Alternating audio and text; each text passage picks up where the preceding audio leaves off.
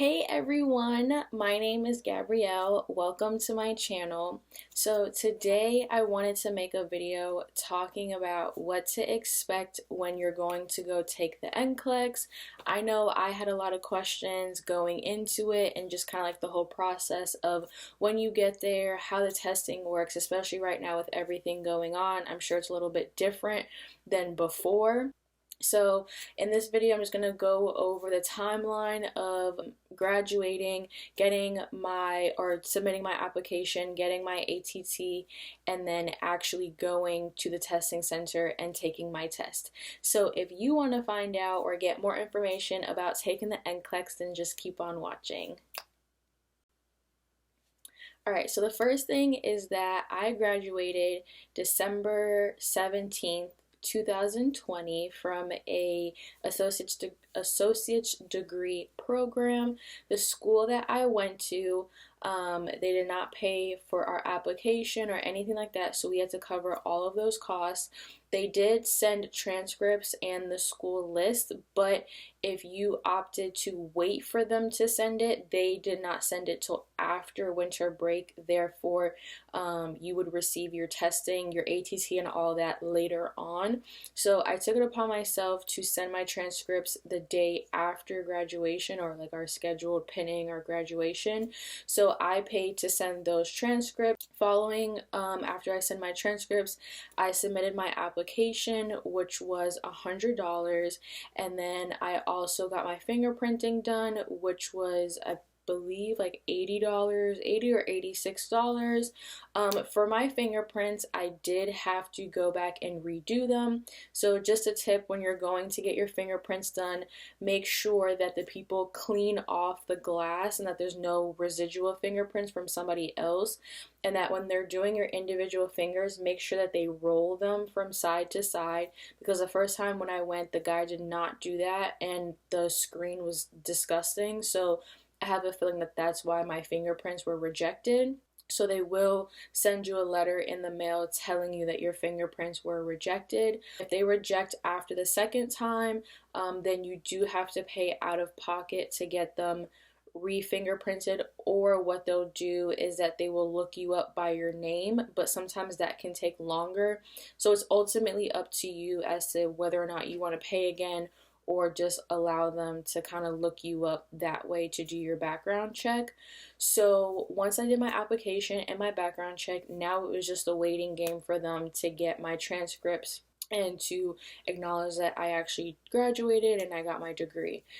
So because it was taking so long and my school had a Facebook nursing page, we were talking, everybody was posting when they were getting their testing dates or if they had gotten their ATT, and because a lot of people were posting that they had already gotten their ATT, I decided to go ahead and pay to overnight my transcripts, hoping that maybe those would get there a little bit quicker than the other ones, because I paid just for standard shipping. Obviously, to this day, I don't know which one got there quicker, so I would recommend just going ahead and paying the extra money to overnight them, just to give yourself peace of mind, especially when you graduate in December and your school goes over winter break. A lot of times the school doesn't process certain things till after winter break, so I would just go ahead, just pay the extra money and overnight those transcripts. So I got my testing, my ATT testing date, I believe it was like January, it was either January 13th or 14th. I got the email that morning that I could go ahead and register to take my test. You have to go on the Pearson View website and you have to pay the $200 to take the test. And as another thing that I would also recommend is just going ahead and making an account. You don't have to pay the $200 right then and there, but I do recommend making an account, because I have heard that if you already have an account, it makes it easier for them to connect your application from the Florida Board of Nursing to Pearson View. It's easier for them to connect both and then send you your ATT. So I went ahead and just made the account. I didn't pay the $200 right away. Once I got my ATT, I went ahead, paid the $200, and then I went ahead and scheduled my test. Now, because of everything going on, there was very limited testing sites or testing slots per testing site. So I live in South Florida, so I traveled 2 hours to Tampa to take my test, and I scheduled my test for February 12th. After my test was scheduled for February 12th, I used NCLEX, or not NCLEX, Jesus. I used UWorld to study, and I also used a few of the Kaplan test banks. The only reason why I used that was because my school actually gave it to us for free. Well, not for free, but that was our testing NCLEX review that they gave us. So I used a few questions on there. And then I also used Mark Klemick audios, so I listened to those. I didn't listen to all of them, but I did listen to the subject areas that I feel like I struggled with more. Those were all the study tools that I used to take my NCLEX, and now we will get into the actual day. Because my NCLEX was 2 hours away in Tampa, I decided to drive up the night before, spend the night in a hotel, so that way I could wake up a little bit later and not have to drive 2 hours before taking my test. So I drove up with my boyfriend and we stayed in a hotel. My test was at 8 a.m., which I would have preferred maybe 11, but then in hindsight, being able to just get up, get ready, and go take your test, I feel like was a lot less stressful because I didn't have time to just sit there and think about it. So the morning of, I had actually found a hotel that was maybe like 5 minutes away, which I highly suggest doing, finding a hotel that's close to the testing center. Then when you get there the day before, just drive and make sure that you can find it easily the night before, or Google map it so you have an idea of where you need to go. So the morning of, we got there, they tell you to get there 30 minutes before, so I got there, I honestly got there at like 7:05, just so that I could kind of walk in, find where the room is at, kind of just see the vibe of the building, get more comfortable just being in that building, and then I went back outside and just kind of talked with my boyfriend, try to take my mind off of it. So when it was time, the testing center that I went to, they had a sign on the door that you had to read, and then they asked you to go to the restroom, wash your hands, and then come back in.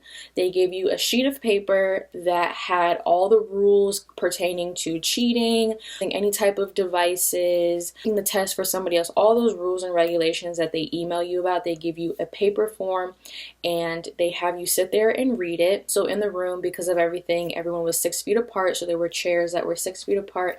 Once the chairs were filled up, the rest of the people had to wait outside of the door once the first group went into the testing room. So the next thing that happens is the lady calls you up in the order that you got there. You walk up to the desk, make sure you have your driver's license with you. She asks for your driver's license, verifies your information, everything. Then they provide you with little bins to put your belongings in, which I highly recommend just bringing what you need. Honestly, I didn't even bring any snacks or water because I wasn't planning on taking a break, because I know for me, when I take a break, I kind of lose focus. I just had my phone and my driver's license because my boyfriend drove, so I didn't have to have car keys. But if you do have car keys, they give you a little bin, and then you have a locker, and then you can put your stuff in the locker. So if you have a phone, they're going to give you a little slip, like an envelope, like a mailing envelope. You put your electronics, so your phone, Apple Watch, any type of device, you put it in there. They seal it, and then that cannot be opened until you leave, and the testing center personnel has to be the one to cut it open and give it back to you. Back to giving your driver's license. So you give them your driver's license, they have you sign that you acknowledged reading the paper, then they take a palm reading, which is how they log you in for your test. So they take your palm reading, they take a picture of you, and then at my testing center, then you moved on to the next lady, which she was the one who was a testing proctor, and she kind of oversees the testing room, because the way that the testing room was set up was that she had her own little office that was filled with windows that she could see everybody on their computer. So you walk up to her, you give her your driver's license, and she checks it, makes sure that you're the right person. You log in with your palm. Again, goes over all the rules. Because of the pandemic, there was no audio, so we didn't have to worry about headphones. But she does offer to give you like earplugs, which I did take those because I'm very sensitive to sound in terms of if I hear a door open, if I hear people moving, I will lose concentration. So I did opt to use those on girl or whoever. I mean, I showed them things in my ear and I could not hear nothing, okay? And it was the best thing ever because I felt like I was really able to concentrate on my test. So they give you the earplugs, and then they also give you a like whiteboard with a marker so that you can write. The thing is huge, so I don't see you needing another one, honestly, because that thing is ginormous. Not overly big, but it's big enough to where you can make enough notes. And I only made one note, which was just, you know, little scribbles so that I could think as I was answering my question. You go over everything. They bring you into the testing room. You sit down, they log you in, and then you just go ahead and take your test.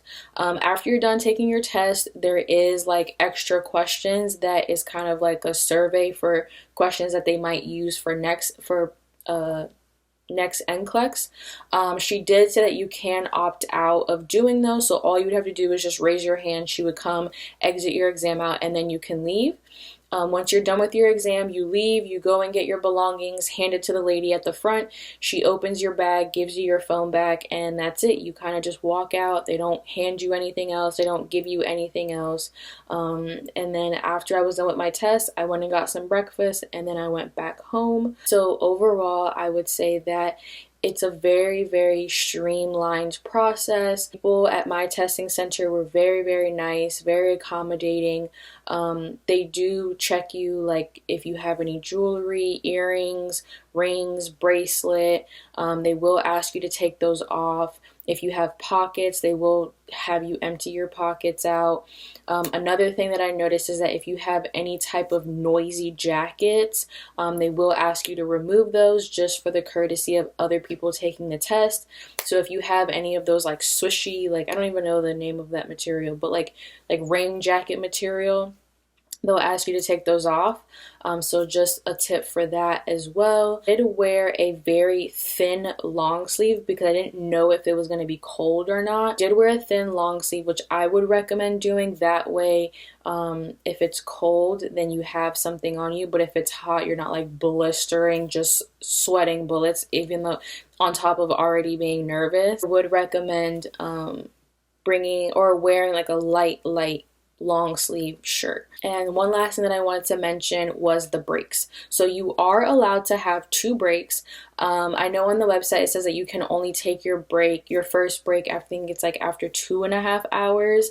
The lady said that you can take it before. Again, I don't know if this is just my testing center, but she did, if you wanted to allow people to take breaks before the 2.5 hour mark, but you are only allowed 2 breaks. So you get 2 breaks, but the time that you're in the bathroom is counting down the time on your test. So I would suggest going to the bathroom before your test, making sure you pee, do number 2, everything, empty everything out before you go on your test, because you do not want to waste time going to the bathroom. You want to be going in there with your head focused, just ready to take the test. So I hope this helps at least someone.